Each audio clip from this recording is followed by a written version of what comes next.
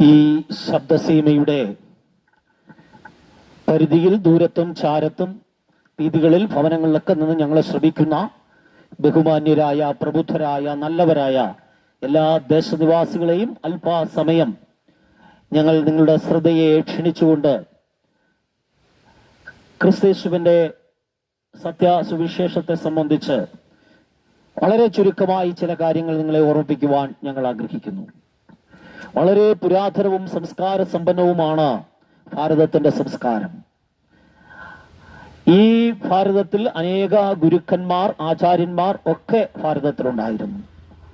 അറിയപ്പെടുന്നതും അറിയപ്പെടാത്തതുമായ അനവധി ആചാര്യന്മാരെ കൊണ്ടും ഗുരുക്കന്മാരെ കൊണ്ടും നിറഞ്ഞതാണ് നമ്മുടെ ഭാരതത്തിന്റെ സംസ്കാരം.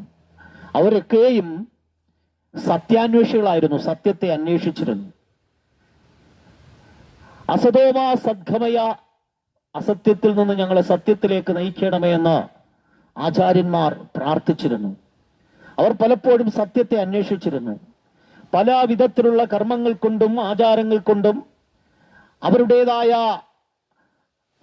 ജ്ഞാനമാർഗം കൊണ്ടും ഭക്തിമാർഗം കൊണ്ടും കർമ്മമാർഗം കൊണ്ടുമൊക്കെ സത്യത്തെ പലപ്പോഴും അന്വേഷിച്ചിരുന്നു. എന്നാൽ ഞങ്ങൾ ഇവിടെ ഉയർത്തുന്ന യേശു ക്രിസ്തു ഒരു സത്യാന്വേഷകനായിരുന്നില്ല. ലോകം ഇന്നുവരെയും കണ്ടിട്ടുള്ള ഗുരുക്കന്മാരിൽ ശ്രേഷ്ഠനായ യേശു ക്രിസ്തു സത്യാന്വേഷകനായിരുന്നില്ല. മറിച്ച് യേശു ക്രിസ്തു തന്നെ സത്യമായിരുന്നു. യേശു ക്രിസ്തു ദൈവത്തെ അന്വേഷിച്ചതല്ല, മറിച്ച് യേശു തന്നെ ദൈവമായിരുന്നു. ദൈവമായിരുന്നവൻ ഈ ഭൂമിയിൽ മനുഷ്യ സാദൃശ്യത്തിൽ വെളിപ്പെട്ടതാണ് യേശു ക്രിസ്തു. ദൈവം ഭൂമിയിൽ മനുഷ്യന്റെ രൂപത്തിൽ അവതരിച്ചു. എന്തുകൊണ്ട് ദൈവം മനുഷ്യരൂപത്തിൽ ഭൂമിയിലേക്ക് വന്നു എന്ന് ചോദിച്ചാൽ, ഞങ്ങൾ ഉയർത്തിപ്പിടിക്കുന്ന വിശുദ്ധ ബൈബിൾ പറയുന്നത് ദൈവം മനുഷ്യനെ സൃഷ്ടിച്ചത് ദൈവത്തോടുള്ള കൂട്ടായ്മയിൽ വസിക്കാനാണ്. മനുഷ്യന്റെ കൂട്ടായ്മ ദൈവം ആഗ്രഹിക്കുന്നു. അതുകൊണ്ടാണ് ദൈവത്തിന്റെ ഛായ, അത് ആത്മാവാണ്. ദൈവത്തിന്റെ ഛായയിലും ദൈവത്തിന്റെ സാദൃശ്യത്തിലുമൊക്കെ ആത്മാവാകുന്ന ദൈവം മനുഷ്യനെ സൃഷ്ടിച്ചത്. മറ്റ് ജീവജാലങ്ങളിൽ നിന്നൊക്കെ വ്യത്യസ്തമായി മനുഷ്യൻ ആത്മാവിനെ കൊടുത്തു. അതെന്തിനാണെന്ന് ചോദിച്ചാൽ ദൈവത്തിന് മനുഷ്യനോട് കൂട്ടായ്മ ആചരിക്കാനാ. എന്നാൽ ദൈവത്തോടുള്ള കൂട്ടായ്മയിൽ നിലനിൽക്കാതെ മനുഷ്യൻ അവന്റെ സ്വന്തം ഇഷ്ടത്തിനും സ്വന്തം താല്പര്യങ്ങൾക്കുമൊക്കെ അനുസരിച്ച് അവൻ ദൈവത്തെ വിട്ടകന്നുപോയി. നന്മയും തിന്മയും ഒക്കെ സ്വയം തിരിച്ചറിഞ്ഞുകൊണ്ട് അവൻ ദൈവത്തെ വിട്ട് ജീവിക്കാൻ തുടങ്ങി. ദൈവത്തോട് മറുതലിച്ച് ദൈവത്തിൽ നകന്നുപോയ മനുഷ്യനെ, അങ്ങനെ ആ മനുഷ്യൻ നരകത്തിന് യോഗ്യനായി തീർന്നു. നിത്യമായ ന്യായവിധി അല്ലെങ്കിൽ നിത്യമായ നരകത്തിന് അവൻ യോഗ്യനായി തീർന്നു. അങ്ങനെ നിത്യനരകത്തിന് യോഗ്യനായി തീർന്ന, നിത്യമരണത്തിന് യോഗ്യനായി തീർന്ന, നിത്യന്യായവിധിക്ക് യോഗ്യനായി തീർന്ന മനുഷ്യനെ അതിൽ നിന്ന് വിടുവിച്ച് വീണ്ടും ദൈവത്തിന്റെ കൂട്ടായ്മയിലേക്കും ദൈവം അധിവസിക്കുന്ന നിത്യമായ സ്വർഗത്തിലേക്കും അവനെ എത്തിക്കുവാൻ ദൈവം മനുഷ്യനായി ഭൂമിയിലേക്ക് വന്നു. ദൈവം മനുഷ്യനായി ഭൂമിയിലേക്ക് വന്ന് കൃപയും സത്യവും നിറഞ്ഞവനായി നമ്മുടെ ഇടയിൽ പാർത്തു എന്നാണ് വിശുദ്ധ ബൈബിൾ പറയുന്നത്. വെറുതെ പാർത്തതല്ല.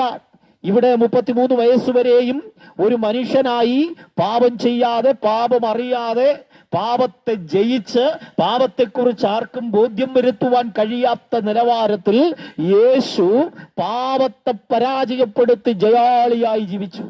എന്നാൽ ആ യേശുവിന്റെ മേൽ ദൈവം സകല പാപവും ചുമത്തി. യേശുക്രിസ്തു പാപമില്ലാത്തവനാണ്, പക്ഷേ യേശുവിന്റെ മേൽ ദൈവം സകല പാപവും ചുമത്തി. കാരണം മാനവകുലത്തിന് പാപത്തിന്റെ പരിഹാരം സ്വയമേവ ചെയ്യാൻ കഴിയില്ല.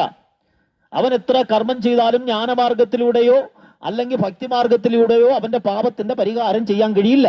അതുകൊണ്ട് പാപത്തിന്റെ പരിഹാരത്തിനായി അവൻ കണ്ടെത്തിയ, ദൈവം ഒരുക്കിയ മാർഗമാണ് യേശുക്രിസ്തു. മനുഷ്യന്റെ മുഴുവൻ പാപവും യേശുവിന്റെ മേൽ ചുമത്തി. യേശു മാനവകുലത്തിന്റെ മുഴുവൻ പാപവും സ്വന്തം ശരീരത്തിൽ വഹിച്ചുകൊണ്ട് കാൽവരിയുടെ കൊലക്കളത്തിൽ നമുക്ക് പകരക്കാരനായി യാഗമായി മാറി. യേശുക്രിസ്തുവിന്റെ മരണം ഒരു യാഗമായിരുന്നു. ആ യാഗത്തിലൂടെ മനുഷ്യന്റെ മുഴുവൻ പാപത്തിന്റെയും പരിഹാരം ചെയ്തു. ഇനി പാപപരിഹാരത്തിനായി കർമ്മമാർഗമോ ജ്ഞാനമാർഗമോ ഭക്തിമാർഗമോ ഒന്നുമില്ല. ഒരൊറ്റ മാർഗമാണ് വേദപുസ്തകം പറയുന്നത്, അത് വിശ്വാസമാർഗമാണ്. ക്രിസ്തുവിൽ വിശ്വസിക്കുന്ന ഏവർക്കും സൗജന്യമായി പാപമോചനവും യേശുക്രിസ്തുവിൽ വിശ്വസിക്കുന്നവർക്ക് സൗജന്യമായി ദൈവത്തിന്റെ മക്കളായി തീരുവാനും, യേശുക്രിസ്തുവിൽ വിശ്വസിക്കുന്നവർക്ക് സൗജന്യമായി പാപത്തിൽ നിന്നുള്ള വീണ്ടെടുപ്പും, യേശുക്രിസ്തുവിൽ വിശ്വസിക്കുന്ന ഏവർക്കും സൗജന്യമായി നിത്യജീവൻ, അതായത് നിത്യനായ ദൈവത്തോടുള്ള കൂട്ടായ്മ, ആ നിത്യജീവനും, യേശുക്രിസ്തുവിൽ വിശ്വസിക്കുന്ന സകലർക്കും നിത്യമായ സ്വർഗം, ദൈവം അധിവസിക്കുന്ന നിത്യമായ സ്വർഗത്തിലേക്കുള്ള പ്രവേശനവും സൗജന്യമായി ദൈവം നൽകിക്കൊടുത്തു. ഇതാണ് ഞങ്ങൾക്ക് നിങ്ങളോട് പറയുവാനുള്ളത്. നിങ്ങൾക്കിത് സ്വീകരിക്കുകയോ സ്വീകരിക്കാതിരിക്കുകയോ ചെയ്യാം. ഞങ്ങളുടെ ആശയത്തെ അറിയിക്കുക എന്നുള്ളത് മാത്രമാണ് ഞങ്ങൾ ഉദ്ദേശിക്കുന്നത്. ഞങ്ങൾ നിങ്ങളോട് പറയട്ടെ, മനുഷ്യന്റെ ഒരു കർമ്മം കൊണ്ടും അവന് പാപത്തിന് പരിഹാരം ചെയ്യാൻ കഴിയാതിരിക്കുമ്പോൾ അവന്റെ പാപത്തിന്റെ പരിഹാരം ചെയ്ത് അവനെ പാപത്തിൽ നിന്ന് വിടുവിച്ച് നിത്യസ്വർഗത്തിൽ എത്തിച്ചേർക്കുവാൻ ഈ ഭൂമിയിൽ മനുഷ്യനായി അവതരിച്ച യേശുക്രിസ്തു മരിച്ചുവെങ്കിലും, യേശുവിനെ എല്ലാവരെയും പോലെ അടക്കം ചെയ്തുവെങ്കിലും 3-ാം ദിവസം യേശു ഉയർത്തെഴുന്നേറ്റ യേശുക്രിസ്തു ഇന്നും ജീവിക്കുന്നു. അവൻ മനുഷ്യനോട് കരുണ കാട്ടുന്നവനാണ്, മനുഷ്യനോട് ദയ കാട്ടുന്നവനാണ്, മനുഷ്യന്റെ ജീവൽ പ്രശ്നങ്ങളിൽ ഇടപെടുന്നവനാണ്. ഏത് വിഷയത്തിനും യേശുക്രിസ്തുവിനോട് അടുത്തു വന്ന് പ്രാർത്ഥിച്ചാൽ തീർച്ചയായും അവൻ നിങ്ങളുടെ ജീവിതത്തിൽ സമാധാനവും നിങ്ങളുടെ ജീവിത വിഷയങ്ങളിൽ ദൈവികമായ വിടുതലും അവൻ നൽകി തരുമെന്നുള്ളത് യാഥാർത്ഥ്യമാണ്. മാത്രവുമല്ല, യേശുക്രിസ്തു ഉയർത്തെഴുന്നേറ്റ് സ്വർഗത്തിലേക്ക് കരേറിപ്പോയി. ഇനി യേശുക്രിസ്തു വരും. വേഗത്തിൽ യേശുക്രിസ്തു തന്നെ കാത്തിരിക്കുന്ന തന്റെ ജനത്തെ ചേർക്കുവാൻ വരും. ഒരിക്കൽ പാപത്തെ പരിഹരിക്കാൻ വേണ്ടിയാണ് യേശു വന്നതെങ്കിൽ ഇനി യേശു വരുന്നത് പാപത്തിന് പരിഹാരം, ക്രിസ്തുവിൽ വിശ്വസിച്ച് പാപത്തിന് പരിഹാരം ലഭിച്ച തന്റെ ജനത്തെ തന്നോട് ചേർത്ത് യുഗായുഗങ്ങൾ അവരോടൊപ്പം വസിക്കുവാനായിട്ടാണ് യേശു വരുന്നത്. അങ്ങനെ ഒരു അനുഭവം മനുഷ്യന് വേണ്ടി ദൈവം ഒരുക്കിയിരിക്കുന്നു. അതിലേക്ക് നിങ്ങളെ ഞങ്ങൾ ക്ഷണിക്കുകയാണ്. ഞങ്ങൾ ഈ പറഞ്ഞതിന്റെ സാരാംശം ഇത്രയേ ഉള്ളൂ. മനുഷ്യരെല്ലാവരും പാപിയാണ്. പാപത്തിലാണ് മനുഷ്യൻ ജനിക്കുന്നതും ജീവിക്കുന്നതും വളരുന്നതും എല്ലാം പാപത്തില. എന്നാൽ പാപത്തിൽ നിന്ന് പുറത്തു വരുവാൻ ഇരിക്കുന്ന ഇരിപ്പിലിരുന്നു കൊണ്ട് ഞാൻ പാപിയാണെന്ന് സമ്മതിച്ച്, യേശുവേ എന്റെ ജീവിതത്തിലേക്കൊന്ന് വരണമേ, അവിടെ നിന്ന് എനിക്ക് പകരക്കാരനായി കാൽവരിയിൽ മരിച്ചു, എനിക്ക് പകരമായി അവിടുന്ന് എന്റെ സകല പാപത്തിന്റെയും ശിക്ഷ അനുഭവിച്ചു എന്ന് ഞാൻ വിശ്വസിക്കുന്നു എന്ന് യേശുവിനോട് പറഞ്ഞ് യേശുവിനെ ഹൃദയത്തിൽ സ്വീകരിക്കുന്നവർക്ക് യേശു ജീവനായി നിങ്ങളുടെ ജീവിതത്തിലേക്ക് കടന്നു വരികയും നിങ്ങളെ രൂപാന്തരപ്പെടുത്തുകയും ഒരു പുതിയ സൃഷ്ടിയാക്കി മാറ്റുകയും ചെയ്യും എന്നുള്ളതാണ് യാഥാർത്ഥ്യം. ഈ യാഥാർത്ഥ്യം ഞങ്ങൾ നിങ്ങളോട് അറിയിക്കുന്നു.